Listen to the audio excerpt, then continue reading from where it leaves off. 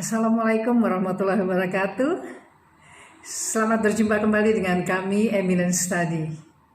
Apa kabar? Semoga sehat selalu ya. Baik, kali ini kita akan bicara masalah psikotes. Psikotes itu penting, ternyata sekarang saat ini itu penting. Karena pengalaman ya yang sudah ya banyak anak-anak yang salah mengambil jurusan karena tidak di psikotes sebelumnya. Banyak orang-orang yang bekerja tidak sesuai dengan passionnya sehingga kurang berhasil dan kurang sukses dalam pekerjaannya. Ya, oleh sebab itu psikotes ini sangat penting kita lakukan sebelum memilih suatu jurusan di dalam pendidikan. Misalnya, anak-anak dari SMP ingin masuk ke level yang lebih tinggi, dia bingung mau masuk SMA atau SMK. Mau ambil jurusannya apa? Dia bingung. SMK apakah dia ngambil IT atau mengambil akunting atau mengambil tata boga atau dan lain sebagainya. Atau ngambil komputer ya atau apalah. Ke SMA apakah dia ingin memilih IPA atau IPS? Juga bingung. Kalau di psikotes dulu, jadi ketahuan bakat anak kemana, minatnya kemana, dan potensi di dalam dirinya itu bidang apa. Demikian pula ketika ingin memasuki universitas. Sebelum masuk universitas biasanya ada psikotes dulu, tapi itu hanya kadang-kadang ya formalitas saja.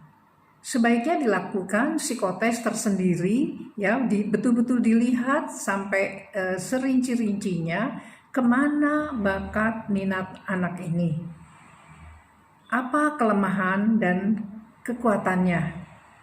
Jadi tidak salah dalam mengambil jurusan. Orang tua tidak memaksakan anak untuk memilih jurusan yang sesuai dengan keinginan orang tua. Banyak orang tua yang ingin anaknya jadi dokter, padahal bakat anaknya bukan kedokteran. Banyak orang tua yang ingin anaknya jadi akuntan, padahal bakat anaknya bukan ke sana, walaupun anaknya cerdas. Nah, ini penting sekali. Selain itu, di dalam satu pekerjaan juga begitu. Banyak perusahaan-perusahaan yang lambat dalam mencapai suatu target. Karena ketika merekrut pegawai hanya dalam wawancara saja, tidak diskotes secara benar.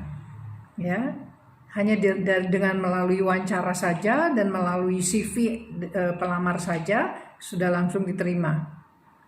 Pengalamannya bekerja di mana-mana, nah tapi tidak melalui psikotes. Padahal psikotes ini penting sekali untuk melihat potensi atau kompetensi yang dimiliki oleh seseorang.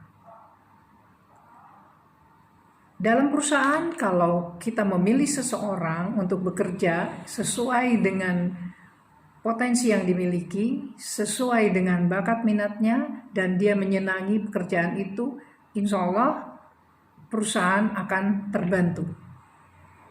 Apa saja sih yang diukur di dalam psikotes ini? Ada 4 aspek. Bakat minat, itu biasanya untuk anak-anak sekolah. Kemudian intelijensi, kemudian sikap kerja atau kompetensi kerja, dan kepribadian. Itu menggunakan alat-alat yang sudah melalui penelitian berpuluh tahun dan digunakan secara internasional. Dan hasilnya valid atau akurat. Boleh dikatakan 90-95% itu akurat. Ya. Apa saja yang diukur dalam intelijensi? Poin-poin apa saja?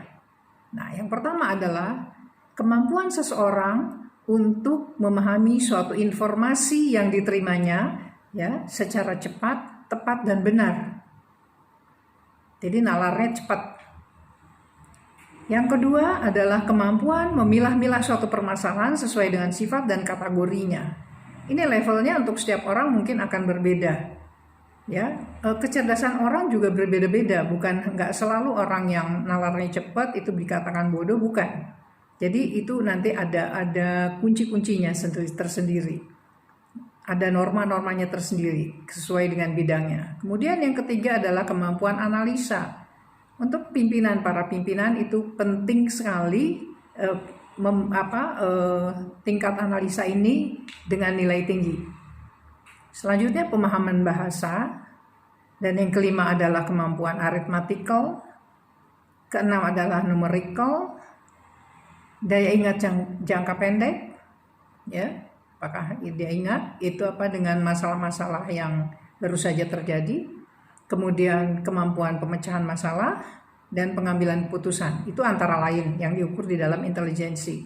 Jadi untuk setiap pekerjaan akan berbeda bobotnya yang diperlukan, ya. Tidak selalu yang nalarnya tinggi bagus itu untuk setiap pekerjaan, tidak, berbeda-beda, untuk jenis pekerjaan berbeda. Demikian juga untuk pendidikan, ya. Kemudian sikap kerja. Apa saja yang diukur di dalam aspek sikap kerja ini? Yang pertama adalah kemampuan seseorang merencanakan suatu pekerjaan yang akan dilaksanakan. Apakah dia bisa membuat suatu planning yang jelas, ya? Planning yang jelas untuk pekerjaannya, ya. Tentunya planning jangka pendek, planning jangka panjang, seperti itu, ya, sesuai dengan pekerjaannya juga, ya, sesuai dengan tingkat kesulitan pekerjaannya juga. Pekerjaan yang sederhana juga perlu perencanaan, bukan hanya pekerjaan yang sulit. Jadi bagaimana merencana pekerjaannya? Apakah dia mampu merencanakan suatu pekerjaan dengan baik? Ya, disusun dulu, ditata dulu, apa saja yang harus didahulukan, apa selanjutnya supaya selesai dengan baik. Kemudian motivasinya untuk bekerja lebih baik dan berprestasi. Itu juga diukur di dalam sikap kerja. Selanjutnya, apakah dia mampu melakukan kerjasama dengan teamworknya, dengan kelompok kerjanya. Orang-orang yang kurang mampu bekerja sama dengan kelompok kerjanya mungkin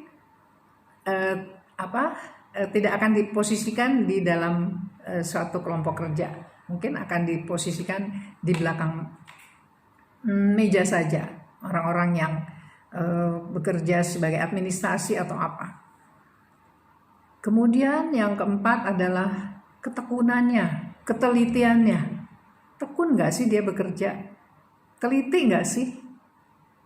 Untuk pekerjaan-pekerjaan tertentu tentu diperlukan kualitas dari ketekunan dan ketelitian ini lebih tinggi dari pekerjaan lainnya. Selanjutnya, apakah dia mampu bekerja di dalam situasi yang rutin dan membosankan? Untuk akunting, bagian keuangan, bagian administrasi ini kan membosankan pekerjaannya. Itu perlu orang-orang tertentu yang dengan nilai tinggi pada poin ini. Kemampuan bekerja pada situasi yang rutin, bersifat rutin. Apakah dia mampu untuk bekerja di dalam situasi yang menekan? Apakah dia mempunyai tanggung jawab yang tinggi terhadap tugas-tugasnya dan perusahaan atau lembaga? Apakah dia mampu mengomunikasikan tugas-tugasnya kepada anak buahnya, pada teman-temannya, kepada atasannya? Itu juga diukur. Itu antara lain aspek-aspek di dalam sikap kerja. Selanjutnya kepribadian. Kepribadian apa saja yang diukur di kepribadian? Yang pertama adalah stabilitas emosi. Stabilitas emosi seorang yang rendah itu biasanya cepat ngambek, cepat marah, mudah terpancing emosi, mudah tersinggung. Nah, ini berbahaya. Berbahaya untuk kerja kelompok. Ya, tidak bisa ditempatkan di teamwork karena akan merusak kondisi di dalam kelompok itu. Seseorang yang dengan stabilitas emosinya yang tinggi itu bisa mengendalikan emosinya dengan baik. Dia bisa meredam emosinya bisa menahan emosinya ketika menghadapi sesuatu yang tidak sesuai dengan pemikirannya, tidak sesuai dengan gagasannya, tidak sesuai dengan aturan-aturan yang berlaku. Dia bisa menahan. Dan ini berhubungan dengan kemampuan berkomunikasi tadi. Dan dia bisa mengomunikasikan dengan baik. Aspek kepribadian yang kedua adalah apakah dia mampu menyesuaikan diri dengan lingkungan yang baru dikenalnya, lingkungan yang baru dia temui. Nah, ini orang-orang tertentu akan mengalami kesulitan untuk menyesuaikan diri di lingkungan yang baru. Ya, berapa lama, sekian lama, perlu waktu dia untuk menyesuaikan diri. Kemudian, apakah dia mampu menjalin hubungan sosial, menjalin hubungan interpersonal secara baik. Ya. Yang keempat, apakah dia mampu seberapa tinggi rasa pedulinya terhadap kesulitan yang dialami orang lain. Apakah dia memiliki rasa empati? Itu yang keempat pada aspek kepribadian.